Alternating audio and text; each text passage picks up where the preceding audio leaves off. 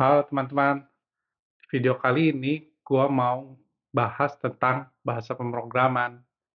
Jadi di video gue yang sebelumnya ada komen yang nanya kalau mau jadi engineer harus belajar bahasa pemrograman apa ya? Wah, itu sih banyak banget ya pilihannya. Apalagi kalau kita baru masuk ke dunia IT, agak bingung kadang-kadangnya apa sih bahasa pemrograman yang harus kita pelajari. Nah, jadi makanya gua mau bahas itu. Tapi tentu saja ini memang subjektif ya, ini menurut gua juga. Nggak nggak berarti apa yang gua omongin ini betul. Tapi menurut gua dan menurut pengalaman gua yakin ini bisa jadi sesuatu yang berguna buat kalian. Kita bagi dulu kategorinya ya. Kalau yang namanya ngoding tuh biasanya kategori besarnya adalah front end atau, back end. Tentu saja ada lain-lainnya ya, kayak infra, SRI, dan juga ada DevOps dan lain-lain. Tapi itu gua anggap juga sama sama aja dengan backend, karena mereka memang mainnya di backend juga. Nah, ini biasanya bisa kita cek dari, gimana sih sifat kamu. Apakah kamu orang yang suka yang kayak ngedesain-desain, misalnya nih kamu masuk ke website, kamu suka ngeliatin desain website-nya nggak sih? Kamu suka ngecekin nggak, "Oh ini keren nih, animasinya bagus, pengen bisa buat." Nah, kalau kayak gitu mungkin kamu bagus coba ke front end. Tapi front end tuh nggak cuma web ya, mobile developer juga bisa front end, iOS developer juga bisa front end, dan juga bahkan kalau misalkan kamu mau buat game, juga bisa jadi front end ya. Itu juga, tetap termasuk front end walaupun tentu bakal ada back end-nya. Nah, kalau back end ini karena gue back end, menurut gue ngeceknya gampang banget. Kamu pernah pakai Excel nggak? Atau mungkin pakai Google Google Sheet nggak? Kalau kamu pernah pakai, kamu cobain main Google Sheet, jangan cuma ditambah kurang kali bagi, tapi coba pakai function-function ya, kayak, if, else-nya, sum if, atau VLOOKUP, HLOOKUP, segimana sih kamu, seringnya pakai itu.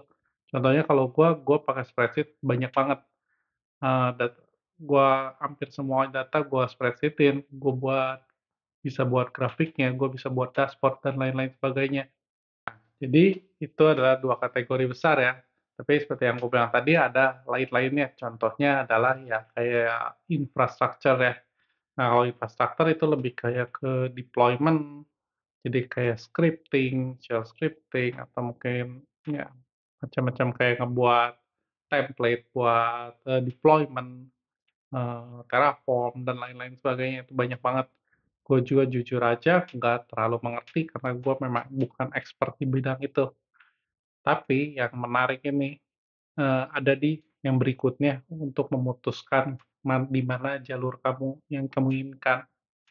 Nah, pertama kan ada backend dan frontend ya. Nah, tiap backend, frontend tuh kan ada bahasa-bahasanya juga ya. Misalnya kalau frontend nih, kalau kamu mau jadi web developer, tentu saja kamu pasti harus belajar JavaScript, HTML, dan lain-lain.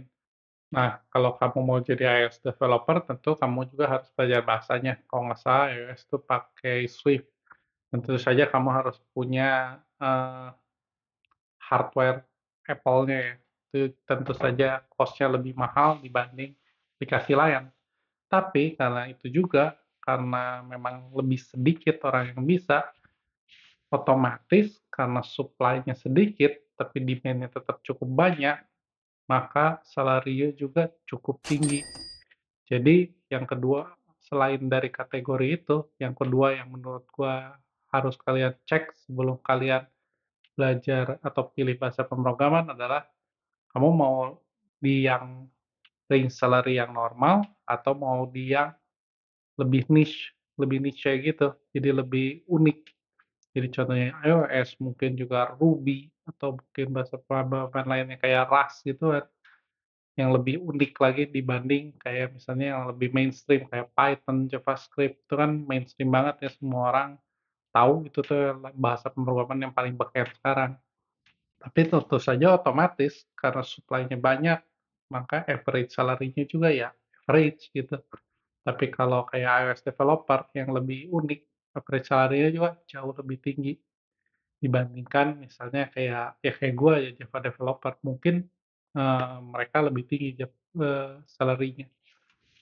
Dan itu juga tentu saja bukan cuma dari keunikan bahasanya ya, tentu juga dari responsibility-nya ya. Misalkan nih ya, gue tadi bilang lagi infra, SRI. SRI udah pasti selalu salary-nya lebih tinggi daripada software engineer biasa. Mau dia back-end, mau dia front-end, pasti selalu lebih tinggi. Kenapa? Yang namanya SRI, responsibility-nya tinggi. Mereka harus maintain production environment, mereka harus maintain deployment, dan mereka harus ngecek, dan kalau ada masalah mereka yang harus first respond, dan lain-lain sebagainya. Kayaknya karena responsibility-nya tinggi, ya otomatis gajinya juga tinggi. Jadi kalian harus cek juga ya, kalian mau yang gimana nih, gue mau yang santai-santai aja, gue mau yang mainstream biar banyak informasinya, ya maka kalian bisa pilih bahasa yang mainstream. Misalnya, kalau tentu saja sekarang yang paling beken itu adalah Python dan JavaScript. Tapi menurut gue sih, kalian nggak perlu pilih yang mainstream ya, kalian bisa cobain aja gitu.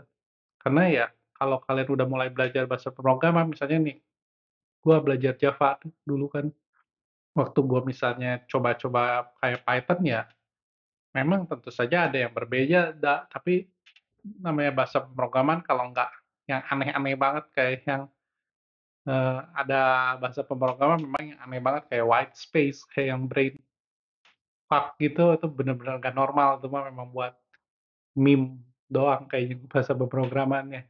Tapi kalau kayak yang mainstream-mainstream kayak Python, Java, JavaScript, PHP, dan lain-lain, ya logiknya gitu-gitu aja ya, pakai if else, pakai data structure, pakai algoritma, gitu-gitu aja. Yang beda mungkin contohnya ya framework-nya beda, library-nya beda, eee, sintaksnya berbeda, tapi, logiknya gitu-gitu aja. Jadi akan mudah untuk switch. Tapi kalau kamu dari back end pindah ke front end mungkin kadang agak lebih sulit ya, atau juga sebaliknya dari front end pindah ke back end. Sama contohnya dengan misalkan nih, lu full stack gitu ya, banyak orang yang ngomong, full stack developer, itu tuh ya intinya sih bisa kerjain front end, bisa kerjain back end. Tapi menurut pengalaman gue yang namanya full stack, eee, dia tetap lebih cenderung ke front end. Gue belum pernah nemuin orang yang bener-bener ngomong dia full stack tuh bener-bener ngerti back end. Mungkin dia bisa ngoding di back end, tapi kalau udah masuk ke dalam, udah disuruh konfigurasi biar nge-tuning, fine tuning, performance biasanya udah agak sulit ya. Jadi biasanya kalau yang full stack tetap lebih cenderung ke front end, karena biasanya mereka dari front end mulai belajar ke back-end. Tapi itu menurut pengalaman gua, tentu aja ada yang sebaliknya ya. Gue yakin di antara kalian juga mungkin ada yang memang lebih jago back-end-nya, udah gitu mulai ke front-end. Gue juga dulu kayak gitu, gue pernah belajar di front-end dan main di front-end selama 2 tahun, tapi nggak terlalu nggak terlalu comfortable lah. Jadi makanya gue bilangnya, yang namanya bahasa pemrograman, lu nggak perlu ikutin mainstream, pilih aja yang menurut lu enakeun, menurut lu comfortable, pelajari aja dulu itu, gitu.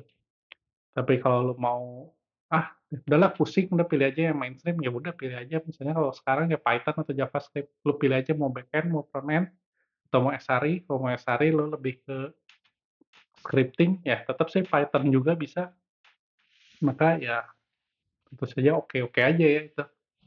Ya jadi sebenarnya itu aja sih yang faktor-faktor yang membuat kamu memilih bahasa pemrograman. Satu, kamu mau back-end, mau front-end, atau mau SRI, atau mau bahasa pemrograman yang lebih spesifik lagi, biar gajinya gede. Atau juga kamu mau yang, targetnya mau yang responsibility-nya gede. Misalnya contohnya itu kayak SRI, atau cyber security, atau apa jadi tujuan kamu ngoding gitu, apa tujuan kamu jadi software engineer, kamu mau ngebuat aplikasi, software, atau kamu mau mau ngebuat environment-nya, atau kamu mau ngapain gitu, itu lebih penting daripada milih bahasa pemrograman. Dan bahasa pemrograman seperti yang gue bilang, mirip-mirip aja yang mana juga. Kalau lu udah bisa ke yang satu, pindah sebenarnya cukup mudah. Tapi tentu saja mendalami itu beda lagi ya, itu lebih sulit kalau mendalami. Ya udah itu aja saran dari gua. kalian boleh ikutin, boleh enggak, karena ini benar-benar subjektif. Jadi ya itu tergantung kalian juga ya. Thank you buat yang udah nonton sampai habis. Jangan lupa like, subscribe, and comment ya. Apa sih yang menurut kalian bahasa pemrograman yang paling penting sekarang? Thank you banget, and ciao.